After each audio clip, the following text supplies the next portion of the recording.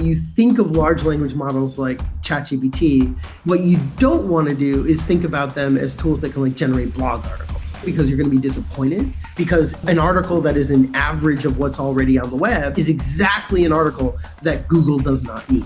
Hearing you talk about intent completely changed how I thought about all of it. And the visual design of your website, the user experience that you're crafting matters a lot for engagement. So we have to make sure that we're putting all of these things together. I'm Rachel Coble. And I'm Liz Dean. Welcome to Mock It. This podcast interviews industry experts from AI innovators to UX architects to nonprofit leaders and lots of people in between.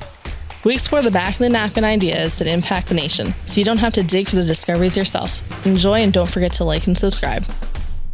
So for today's podcast, we're going to be talking to Dale Bertrand, who founded Fire&Spark 15 years ago. He's done different SEO projects for Nestle and led several different projects abroad as well as nationally. Additionally, he is a well-known speaker in the different marketing circuits. Yeah, that is how we originally found him. The marketing team at MetroStar went to Inbound, which is HubSpot's marketing conference that happens in Boston. So he's from Boston.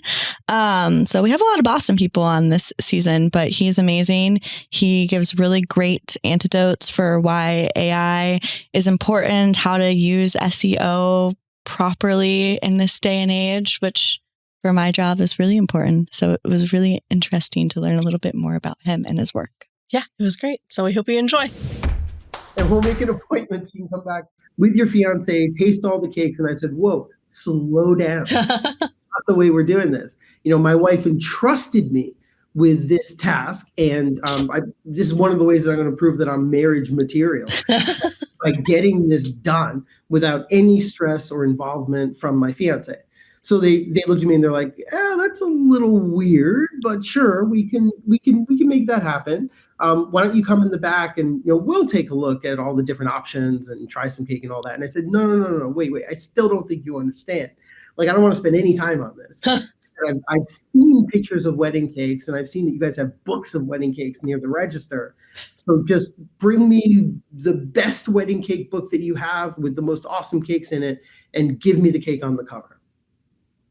So and this is a true story. That's the way I ordered our wedding cake.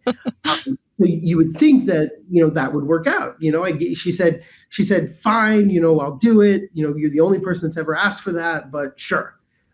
So that's how I ordered the wedding cake. The problem was on the day of our wedding, and this is also true. Like I was, I can't believe it. When we were at our reception, there were a bunch, family, friends, everybody's kind of milling around. We're having a good time. And somebody from the facility came up to me and said, Dale, we've got a few different cakes in the back that were delivered. We don't know which one is yours because they don't have names on them. Oh, jeez. And I was like, what? And she said, don't worry. We're going to have you and a couple other grooms come into the kitchen. Uh-oh. We're going to do a cake lineup, and you can pick out your cake just to make sure that you guys get the right one. And I was like, holy crap. I can't believe this bit me in the butt. Like, I have no idea what my cake looks like.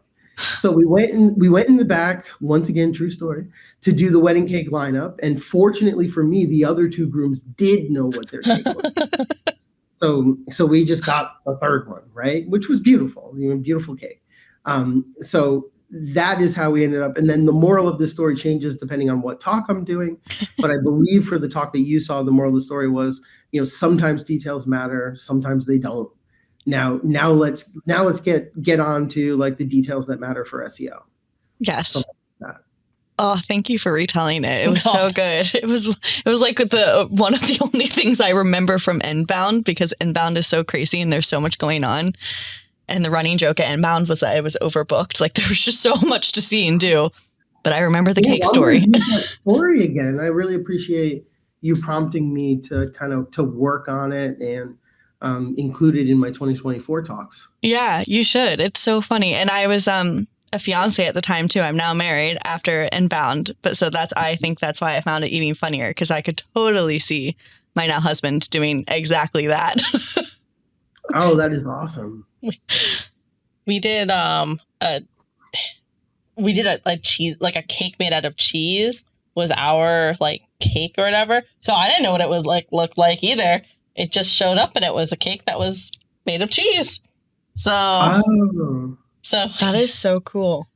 Yeah, we had like normal dessert for like that the venue did of like it was like chocolate mousse, but like for the cake cutting, that was like, so we had our little like cake cutting photo op. Oh, nice. Did either of you write your own vows? I have a point to this that ties back to this conversation of what you do in your life. I have been seeing this big trend online that a lot of people have been using ChatGPT to write their vows. Oh, geez. No. And so then they all sound exactly the same. And there's this one video that like the man went and then the woman went and they were almost verbatim the same words. And you could tell they both used ChatGPT to write their vows. And I'm like, that might be a red flag for the marriage. Yeah. Oh, wow. Right? But so like, what would you recommend people use? Normal, like people outside of like who aren't in the AI world like all the time that know how to prompt. And I know that prompting is changing almost every day, but what would you recommend people use it for? If you were writing marriage vows and you wanted to use some AI tools to help you get there, it would be really important that you supply some of your own thinking or experience or something unique about your relationship to the AI tool so it can inject that into what it's writing. So you don't really want to ask it to write the wedding vows. You want it to basically rewrite what you give it in the form of wedding vows. Oh, that's a good idea. Which is different. Right? So you could imagine, like the way I would do it is I would have somebody prompt me, ask me about the relationship, ask me about the future, ask me why I proposed in the first place, and then feed all of that to ChatGPT and just say, put this in the form of a wedding vow. I saw that you're originally an engineer and you studied a lot of AI stuff. And so we at MetroStar work with a lot of government like agencies and things like that. So one of the things you mentioned in your talk at Inbound is that you built like a high performance or super smart computer for the National Security Agency. Can you tell me how you went from doing that to getting into SEO? Yeah. Just a little bit more color about that particular project. It was a startup that I was recruited at. I studied engineering undergrad, so computer engineering. So I was trained to like build computers. So I was recruited to a startup that was building a large machine for the government, which was awesome. One thing about the machine was it was like low power, high performance, and these were all very unique characteristics back then. So for me, working on that machine for 3 years, and then realizing that I was probably at the peak of my engineering career after I designed and built a $6 million supercomputer for the government, I couldn't imagine. I didn't want to go back to building like digital cameras or something like that. And I was burned out. Like it was not the best project. I don't know how to say this. But, not sustainable. The way I was working was not sustainable. Yeah. Yes, that's the right way to say it. So I was completely burnt out. I mean, after that, and this answers your question about how I got into marketing. So I was just in this technical project for 3 years, working overtime, nights, weekends, just trying to get this thing out the door for a startup that I was working for that was selling the machine to the federal government. And we built it, we shipped it, that was awesome, but I was totally burnt out. So I quit like 3 years into that. And I had no idea what I was going to do next. I mean, my boss at the time was upset because he thought I was going across the street to one of their competitors. But I told him, I said, no, I'm just really quitting the profession. And that was even worse for him because it was like, obviously it was tough on his identity that I decided I didn't want the identity of a computer engineer anymore. So I had no idea what I was going to do. And I remember that I was sitting out on the Rose Kennedy Greenway here in Boston, where I live. And I wanted to start a business, and I wanted that business to be very different from computer engineering or what I had done in the past in electronics. So at the time, I thought that a very different type of business would be a media company. So I named my business Greenway Media because that's how I wanted it to just be something different, but I had no idea what it was going to do. And then, so I started doing things like doing some consulting around digital marketing and analytics. I did some consulting on like the technical side of digital marketing because that's what my background was. And then I also built some websites. So I was a publisher at the time, writing about a number of different things like baby products because my wife was pregnant at the time with our first son.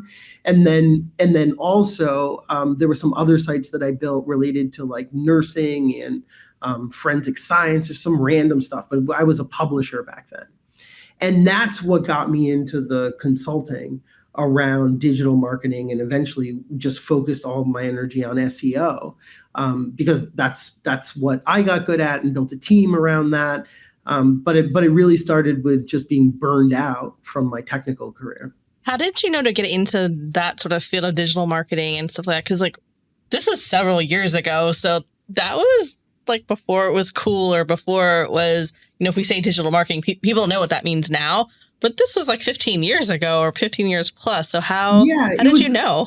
Around the time frame of like 2005, 2006, I was working as a programmer and a computer engineer, but I was still, and I had heard about digital marketing in various aspects of it, like analytics and building websites and optimizing for conversion. And I thought all of that was interesting. So I had been reading about that and building my own websites basically in my spare time. So that's how I got into it. And then when I decided I was burnt out from the engineering career, it was obvious to me that I was going to do something related to digital marketing because I had started, a few years prior. Oh, that is so cool. When you started Fire&Spark after, diving back into this world of marketing, how did you and your team or just you come up with kind of focusing on SEO for a revenue approach? Can you elaborate on how that approach is different than what we see other people doing? Yeah, well, it really took years to get there because old school SEO is about doing keyword research, trying to rank for keywords, trying to get as much organic traffic as you can. And what we found, and clients that come to us for help have found, is that it's possible that you achieve your rankings and your traffic, but it still doesn't move the needle on your business. So the business impact isn't there if it doesn't lead to sales or the conversions that you're looking for.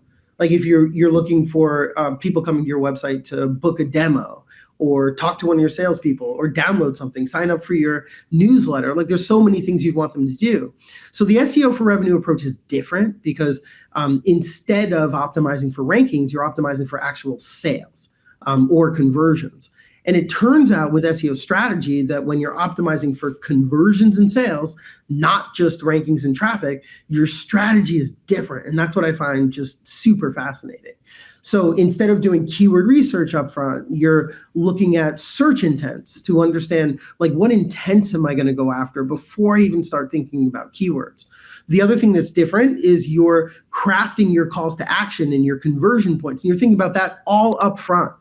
It's not an afterthought like it normally is when you're focused on rankings and traffic. When you're focused on rankings and traffic, you'll generate some traffic, then you start thinking about how you're going to convert that traffic. And that's the wrong way to do it. If you start thinking up front about what are my offers going to be, what are my conversion point messaging going to be, then that helps you to choose the right content formats and to write your content in such a way to bring people to those conversion points. And you're more likely to get the conversion. So you're basically doing your CRO up front, which is what I think is really important.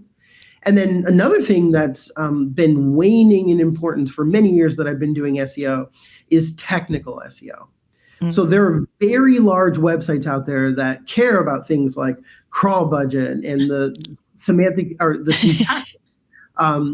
syntactic integrity of your sitemaps and things like that. But then most of us who are building sites that are of normal size and we're going after customers that might be less technical and have teams that are less technical, it just doesn't matter as much. Like what matters to us is that we're writing the right content and we're building our authority with Google so that Google trusts us. And also what matters is that visitors that Google sends us, they engage with our website. So they don't bounce. They find the answers to the questions that they're looking for, and they stay on the site. They don't bounce back to Google, which is something Google would notice. So when you're focused on building the right content and authority and your engagement, then you go down a different path when it comes to SEO. Up front, instead of, and another thing that I'll harp on for a second is a lot of people who are doing old school SEO, I call it SEO for rankings, they're blogging. And blogging only content strategy that they have. So content strategy really boils down to, what are the topics going to be for my blog articles? They're not thinking about content formats that are better at attracting high intent traffic that's more likely to convert. And those are content formats like Q&A or comparison content or buying guides. There's a whole bunch of things that are better than just blog articles that are targeting keywords. So there's a lot there. But it really does boil down to a different way of crafting SEO strategy. I loved your answer because I was kind of comparing in my mind to user experience and how finding the right content to meet the user's needs. So do you do, in addition to anything with SEO, do you also do anything with like user experience and how that like finding the right content up front relays back and has the ROI for user experience? Yeah, I mean, UX matters a lot because at the end of the day, what we care about is what is Google going to see when it comes to like SEO, and Google's going to see engagement with your website, and that's how Google's going to know whether people it's sending to your website are finding the answers that they're looking for. And if they're finding the answers they're looking for, then Google will send you more. If they're not, then Google will stop sending people to your website, at least on that particular topic for that particular intent. And that's what's really important. And the visual design of your website, the user experience that you're crafting matters a lot for engagement. So we have to make sure that we're putting all of these things together. Like, who are we targeting? What do they want? What do we want them to do on our website when they arrive? And then what type of content are we creating that's going to attract those people? So those are visitors that are high intent. High intent means that they're in the market. They're actively searching for the types of products and services that we have. They're not people who are in the demographic, which is what I would say. So we're not doing, and I'm sorry if this is a tangent, what we're not doing is demographic targeting for search. Because what makes search marketing special is the fact that the visitors have intent. They're looking for the product that I sell. So demographic targeting would be going after, let's say you sell diapers, and you might go after all parents of newborns because they need diapers. The problem with that for search marketing is that they're not in market, like they're not searching for the product. So instead, if you were to go after people who go to Google and they're searching for infant Huggies size 2 or something, like that shows that they have intent to buy now. And that traffic is going to convert 1 or 2 orders of magnitude more than traffic where you're just going after the demographic. So the demographic targeting is usually the wrong thing. And when we have a keyword strategy, content strategy that is focused on blog articles and what should the topics be, that's when we can fall into this trap of demographic targeting for search, which will generate rankings and traffic. And then once we have that traffic, we're trying to figure out how to convert it, but we've already lost because we were targeting the wrong traffic from the beginning. I love that. I just recently got into a role where I'm doing a lot of SEO in my role, and hearing you talk about intent completely changed how I thought about all of it, because it seems like a simple concept, but hearing someone talk about it and the way you talk about it, I'm like, that makes so much more sense. Like, it makes it way more impactful. When you're using or you're like searching for how to best use SEO, what kind of AI goes into your practice? I mean, I've seen a lot of articles out there where it's people who are using AI to help with SEO, using ChatGPT or things like it. Do you find that that's helpful, not helpful? Like, how do you feel about AI and SEO kind of being a marriage? Yeah, well, it's definitely helpful, but you have to approach it with the right mindset. Yeah. Like there's generative AI and predictive AI. Predictive AI is well, on the generative AI side, like we've all played around with ChatGPT, so we know that it can generate text and answer questions, and then also do natural language processing and understand natural language. And just within those capabilities, there's a ton that you can have it do, like understand keywords, choose the right keywords, cluster keywords or topics. That can be very interesting. You could have ChatGPT look at a list of URLs on your website and identify internal linking. Like there's a ton that you can do there. What I think is important on the generative side is that you think of large language models like ChatGPT as tools that can help with problems that require natural language understanding. What you don't want to do is think about them as tools that can like generate blog articles. Like I wouldn't want to use them that way because you're going to be disappointed.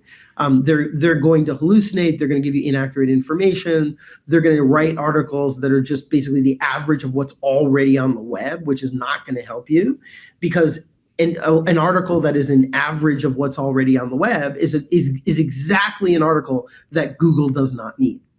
So instead, we want to think of it as helping you to curate your ideas, summarize your ideas. I have a white paper, the SEO for Revenue white paper, that's 40 pages, and having it extract topics and article outlines from that it can suggest that I write is really helpful.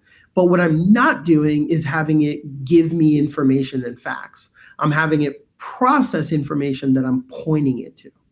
Like at the very least, I might point it to 3 resources on a topic that I trust online, and then have it generate topics or outlines based on that, or summarize a particular topic that I think might be covered in those resources. But I'm always giving it the resources rather than asking it to make things up.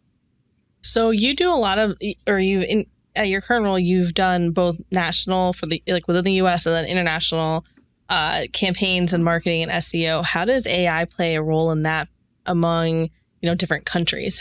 How can you best utilize AI to if you're doing something in England but also doing something in the US or something like that, or in Spain or something where it's not in English?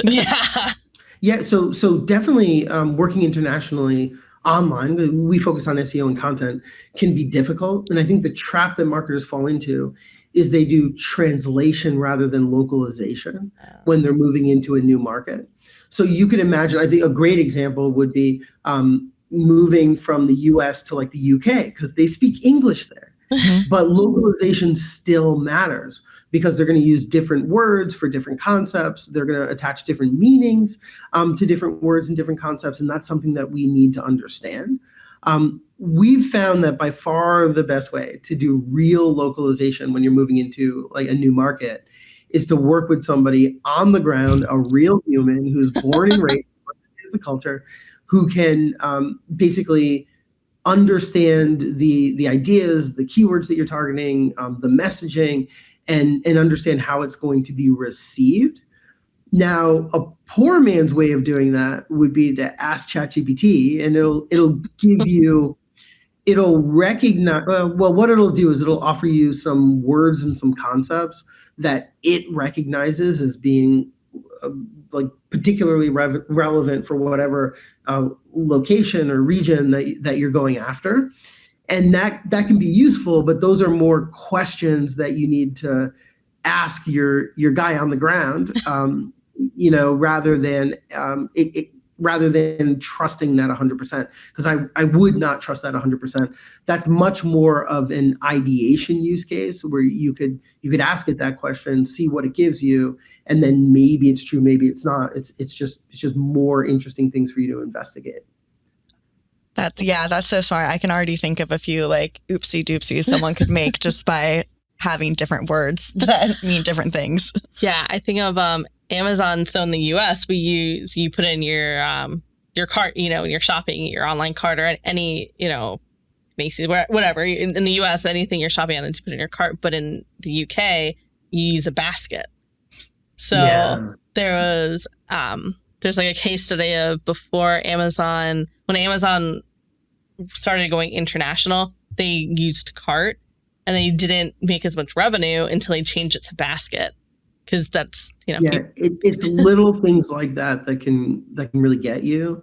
And you just have to get about the business of figuring out what they are in every region you're going after. What are some lessons you've learned by kind of working on international campaigns? It's really the translation thing. Like, I think the biggest fail has been, translating content, translating words or message, even like the button text. Like the button text says download PDF, right? And then you hit a translate button, or even asking, because we've been doing this for a long time, and before we had access to software that can do the translation, we were asking humans to do translation rather than working with humans that understand the difference between translation and localization. And we fell flat on our faces asking humans to do it. And then we had Google Translate, and that's its own minefield. Now we have other AI tools, and the AI tools are like vastly better than they were before. But it's really that the pitfall is really, the mistake that we've made in the past a long time ago was thinking that we can just do straight up translation. Yeah, that's a really good point. I find that in a lot of things too. Like, even when I read books, you can tell when the person has a international character in the book and they didn't talk to a person from that place. It's like very obvious. Can you go a little bit more into your authority first SEO methodology? Reading it on Fire&Spark's website, it's kind of the first time that I've seen and heard about authority first. Can you go a little bit more into detail of what that is and how it differs from what other people are doing? Yeah, so for authority first SEO, that's really based on the purpose-driven SEO approach, which is, it's all about, for any individual brand, looking at your brand and finding a purpose that's aligned with your brand that you can base your SEO on. So one example of that is a brand that we worked with when they were just getting started, Fire Department Coffee. Fire Department Coffee was started by Luke Snyder. Like, Luke Snyder at the time was a full-time firefighter. So when I met him, I was talking to him in between shifts, and he would do like 12-hour shifts. And so he was a full-time firefighter while he was building this brand. And he got the brand up to $10 million in revenue before he quit, and it's just gone beyond that. So he was able to get to that level, and most of that was coming from organic and SEO, by building a brand that was purpose-driven. And his brand, like what he did from day one, was he gave a percentage of his proceeds to various charities that involve like helping the families of wounded firefighters and wounded firefighters themselves. And because he was building a purpose-driven brand, Fire Department Coffee, he was able to align that brand with a number of influencers and even first responder unions, fire, police, paramedics that cared about the purpose behind the brand. And that is like rocket fuel for your SEO, especially in his case, because what Google sees is that your brand is building momentum. Your brand is building a following, a community around it.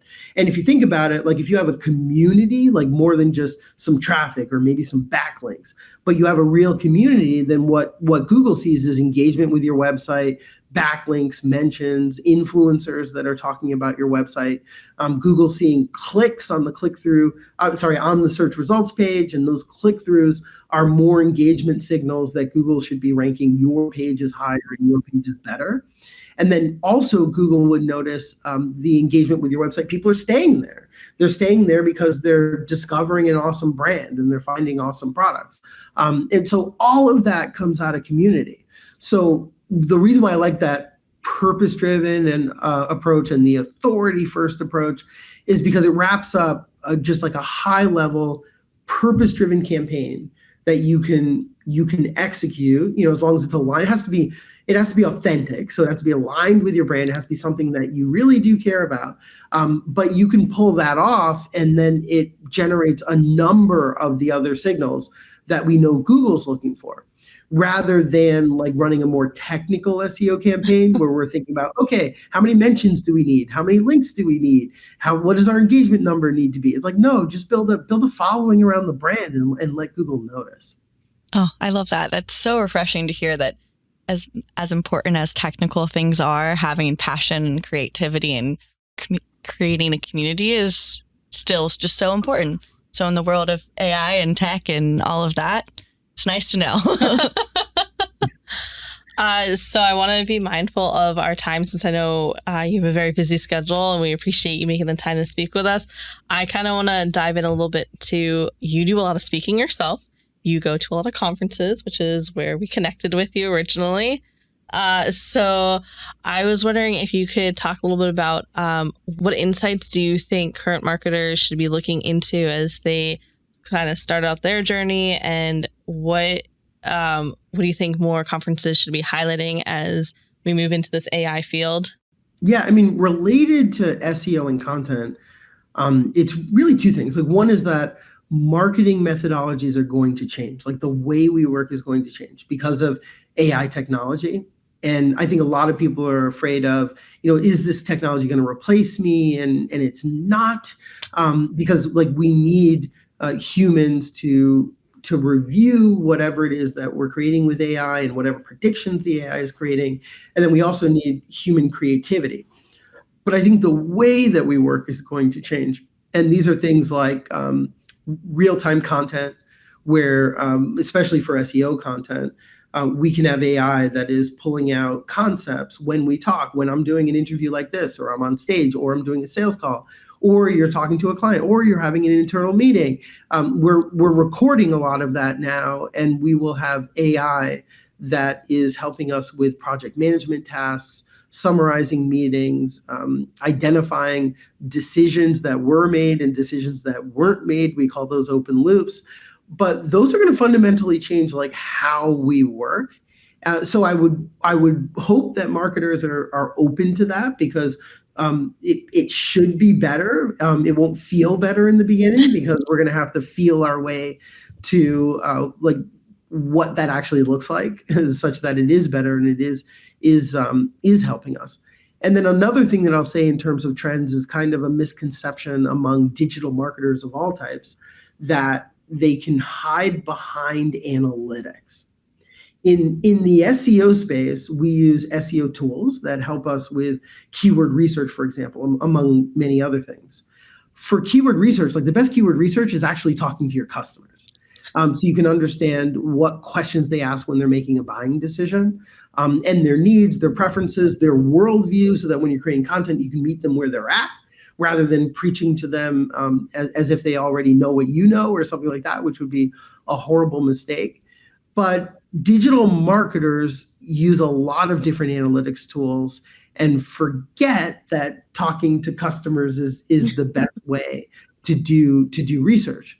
When for SEO, we're using a tool like a keyword research tool, it can be helpful to give us a list of keywords, and for those keywords, it'll give us search volume, difficulty, and then we can figure out how relevant each keyword is to what we're doing. But that doesn't answer like the why, or help us understand search behavior around why people are typing in different keywords, or even critically what the real search intent is behind a keyword. Like if I type in the keyword shoes, is my intent to find children's shoes, or women's high heels, or men's loafers, or flip-flops? Like there's real intent issues that that a keyword research tool or an analytics tool can't help us figure out. So I think that's a huge misconception and a problem. And I feel like marketers, digital marketers especially, of all kinds, are going to realize that they need to start talking to real customers in order to do their job. And one other thing I'll throw out there for SEO is Google is less of a keyword search engine nowadays, and it's more of a question answering engine. And when you think about it as a question answering engine, how do you know what questions you need to answer? Well, you need to talk to your customers to figure out their needs and the questions that they ask. Oh, thank you so much. It was great insight. is there any place that people can find you coming up in the new year, whether it's a conference or just social media, or if they want to learn more, chat with you, or get involved at Fire&Spark, where can they find you? Yeah, so fireandspark.com is my SEO agency. So there we do SEO for brands of all types. And then dalebertrand.com is my website for my speaking and workshops and training that I do, all of that. And I'm happy to give my email address. Like I'm dale@fireandspark.com. So, feel free to shoot me a question about SEO, or, I love talking about that, or the AI stuff, happy to talk about that too. Awesome. Thank you so much. And if you don't have anything else to add, I think we can wrap up. But thank you. I know you're extremely busy, but we're so honored that you were able to come on and talk with us a little bit more. Yeah, I feel like I learned a lot about Thank you for having me. Thank you for having me. It's been fun.